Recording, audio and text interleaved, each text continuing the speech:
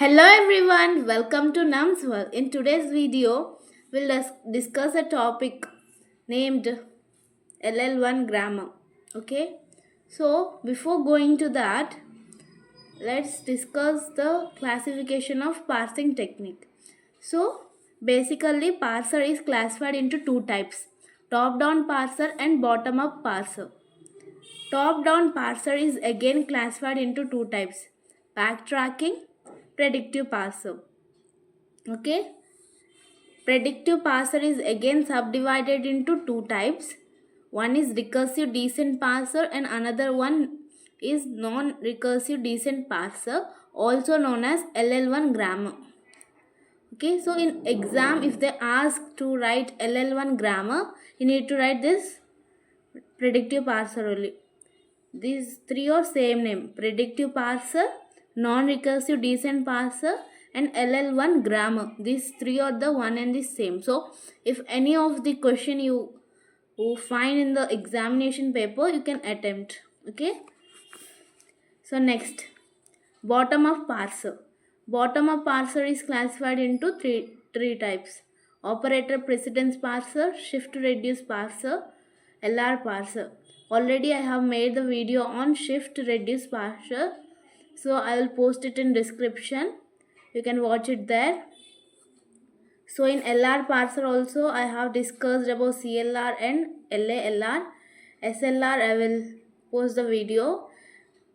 Of these two I will be posting the link. You can watch it out there. Okay. Next. So in this video we will discuss about in top down parser. The classification is predictive parser, right? In that LL1 grammar. This we will discuss today. Okay. So before going to LL1 grammar, let's discuss what is top-down parsing. Top-down parsing is nothing but it is a process of constructing the parse tree from root node to child. From top down means top, what will be having on the top? Root node, right? From root node to the child or leaf nodes is known as top-down parsing. The grammar will be constructed only when it is free from ambiguity, left recursion, and left factoring. This top-down parsing uses leftmost derivation to construct a parse tree. It does not allow grammar with common prefixes. So let's see LL1 grammar now. So in LL1 grammar, first L stands for, so the first L stands for scanning of input from left to right, and the second L stands for leftmost derivation, and one represents number of look ahead symbol. Okay. So why we need to calculate this LL1 grammar? Suppose now for a production if you are having, for a non-terminal, if you are having number of productions like A, B, C. So by using which one we need to derive the string? It is confusing, right? So in order to overcome the confusion, we use this LL1 grammar. Okay. So next let's see the steps for constructing the LL1 grammar. So the first step is elimination of left recursion. The second step will be doing the elimination of left factoring. The third step is computation of first and follow, means finding first and follow for all non-terminal symbols. The fourth step is construction of parsing table. Okay, not tree, table.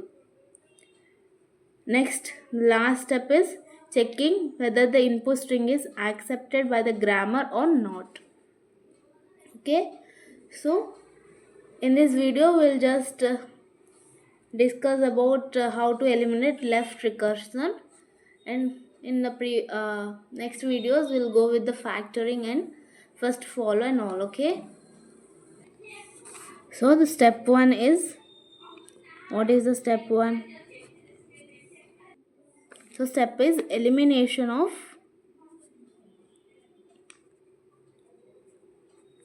left recursion.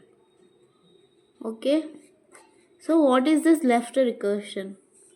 If a production is in the form of A alpha B, okay, as an example we can see A produces A, some A or B. Okay, so if the production is in the form of A produces A alpha B, so in this A is producing A, this can be considered as alpha, this is beta.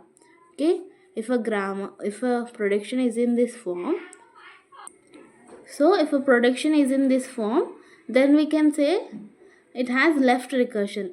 So if we need to calculate LL1 grammar, we can't, because it will be having recursion.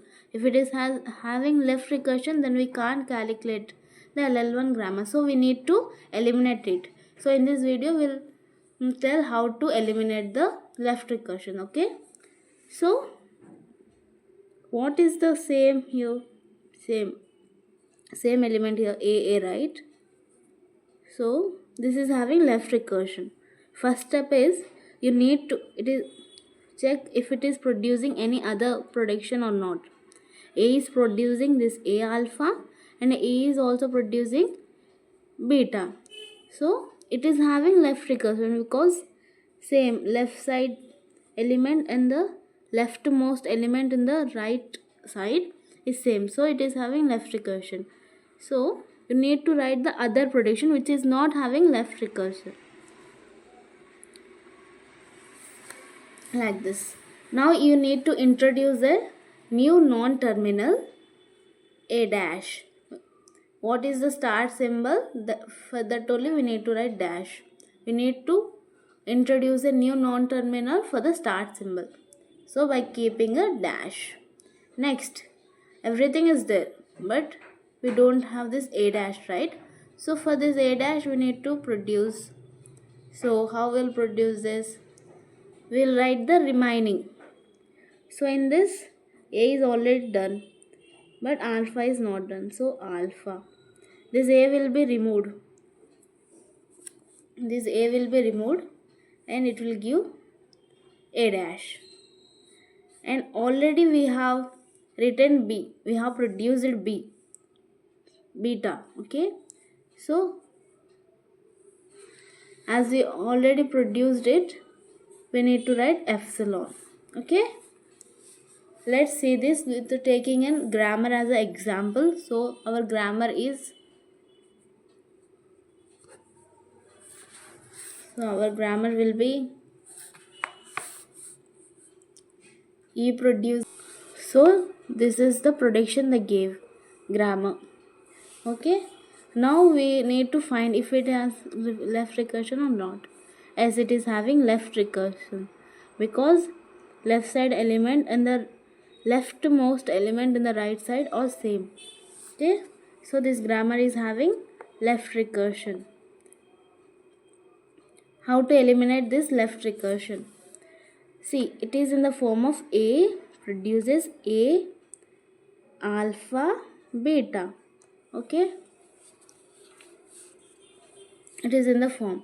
So first what we will doing, see, we need to write the production which don't have this left recursion. So this one this is having left recursion, so we don't need to write this. We'll just write E produces T. Now we need to introduce a new non-terminal of the start symbol. So what is the start symbol? E, right? We need to introduce E dash as a new non-terminal. Okay. Next. Now we have everything, but we don't have the production for E dash. So how to calculate E dash? E dash produces, write the remaining. In this prediction, A has already completed. So what is the remaining? Alpha. Since we are removing this A, we need to write start symbol, right? This one. We are eliminating this A. So we will be writing A dash in this prediction. But in this prediction, we are eliminating E. We are eliminating E. So what will be writing?